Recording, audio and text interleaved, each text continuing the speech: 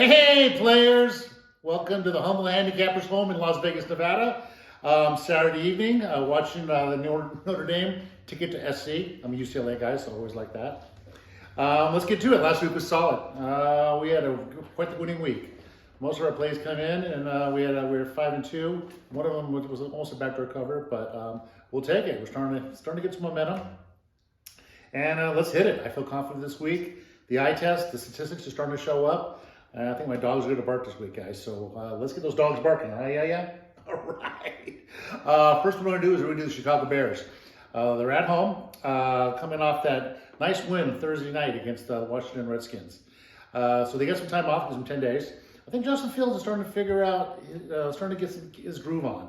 You know, it was a little rough those first few weeks, and they're catching a Minnesota team without Jefferson coming in. Minnesota is a horrible grass team. Personally, I make my point spreads, and I made my point spread them 2.5-point favorites. That's the Bears. They're getting 2 points. They're getting 3 points as a dog. That's a 5-point swing. I'm usually that off. The Bears secondary is healing up right now, and the Bears are getting about 130 yards a game on the ground now. So that gives Fields a little more leverage. You know, a running game can be a quarterback's best friend, and so could a great defense. So. You get Minnesota coming in flat off of that Kansas City game. 10 days of rest for Chicago, +3, looks solid. Let's take that. Let's also take that on the money line. Next game is Seattle. They're coming off a bye week. They played and dominated the Giants on Monday night. I know that's nothing to crow about, but it's still solid. They're going into Cincinnati. And Cincinnati looked good against Arizona, but Arizona was coming off a tough game against San Francisco. I'm going to have a statistic later on to tell you about teams coming off San Francisco. So they kind of beat up team. They kind of like, Burrow started showing some mojo here, but you know, Seattle's underrated. They're flying under the radar. They are very solid. Cincinnati's giving up 5.5 yards a carry on the ground. I think Seattle can get a little bit of running going. He's got some weapons. I still don't believe in Burrow. I think Burrow's still kind of banged up. Seattle's for real. I mean, the season's flying along. It wasn't too long ago that Seattle went into Detroit and beat them convincingly. You know, people have been saying their offensive line's been kind of banged up, but I think that the fielding's done great. I'm catching 3 with off a bye. So the East Coast, West Coast economy doesn't make that big of a deal. So it's more of a Midwest plane trip. And you're catching 3 on the road with a nice Seattle team who's playing well. Some solid victories. They are 3-1. So we're going to take that as our second play, plus the 3. Our last morning game will be Indianapolis, the Colts. I know quarterback Richardson's out. He's out. He's going to be out for a few weeks. But I'm a big fan of Minshew. Uncle Rico, as they call him. He's arguably the best backup in the league. And who's the most important guy on your team? The quarterback. Who's the second most important guy on your team? Your backup quarterback. He's playing well. We're getting Jonathan Taylor back for a second game, so now he'll feel more comfortable. And the other running back, Moss, my God, he's good. So you have a 2-headed monster. You have a passing game. Jacksonville's coming back from 2 games in England. You know the focus might be a little shaky. I mean, they haven't seen their wives or kids or girlfriends. They haven't been home for a few weeks. They might be a little rusty. It's a revenge game. Indianapolis almost beat them week 1. And Indianapolis is 2-0 on the road. I mentioned that a couple weeks ago. So they're on the road. They can win on the road. They're another win on the road. It's a revenge game, and you're catching 4 with a revenge game. Division dog, sign me up. Those are my 3 morning games. In the afternoon, we're going to be looking at Tampa Bay. Tampa Bay has been going under the radar.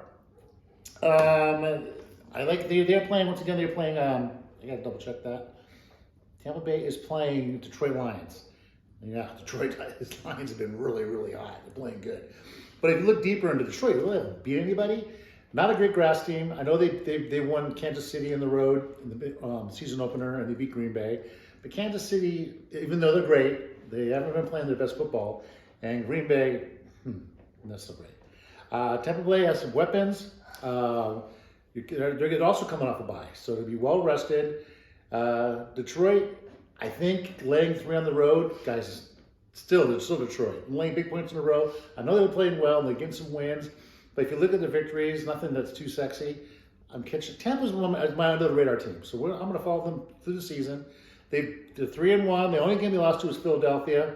They had some, they have a couple big plays, but they pretty much shut down Philadelphia. which leads us to our last play of the afternoon, which will be the Jets. Yes, I'm playing them back again. Took them last week against against Denver. They're at home. They're catching 7.5 against a Philly team that I still think is overrated. You might think I'm crazy. Philly hasn't beat anybody, guys. They haven't beaten. If you look at their combined record, the only team they beat that has a winning record is Tampa. We're playing in the game before I just mentioned. The combined record of the rest of the teams are 6-14. Jets can run the ball. The kid Hall is starting to average 8.3 yards a run or something ridiculous like that. Still got a good defense. Philadelphia has Miami next week. And you know they're looking at that little sexy matchup. I'm catching a touchdown at home, so I'm going to be all over that. So recap, we're taking Chicago +3 at home. We're taking Seattle and 3 on the road. We're taking Indianapolis, division road dog is 4. Tampa Bay, which is my little darling right now this year so far. We're getting the points with them at home against Detroit team. And the Jets +7.5. My bonus game I'm going to give you guys, love this. I usually don't play Monday night, but I'm going to give you a side and a total. Trust me, this one looks great. I love the Chargers in this game. Dallas is coming off that destruction in San Francisco. Flew back, licked their wounds, like to fly back to California. You got a San Diego team who's coming off a bye, who's getting healthy. They got the running back Gettler. Kellen Moore got fired from Dallas, the offensive coordinator. You don't think he's going to run up that score, do everything he can to show his old bosses and give them the finger? I think he will. Here's one statistic I mentioned earlier. I want to say teams who play San Francisco the next week. This is a sample size of the last 20 situations are 1-19. San Francisco beats the snot out of you, mentally and physically. They're to come in there and have a hard time to catch up. I think they will score their points because San Diego's defense does get points up. So I do love the Chargers and the over. That's my correlated parlay for Monday night. Jump on that. We feel good this week. I think we're going to see a lot of live dogs winning outright. So end up the show. My daughter will say goodbye to you. Make sure you hit the subscribe button and make sure you hit the bell button. Yeah! Let's win some money, guys.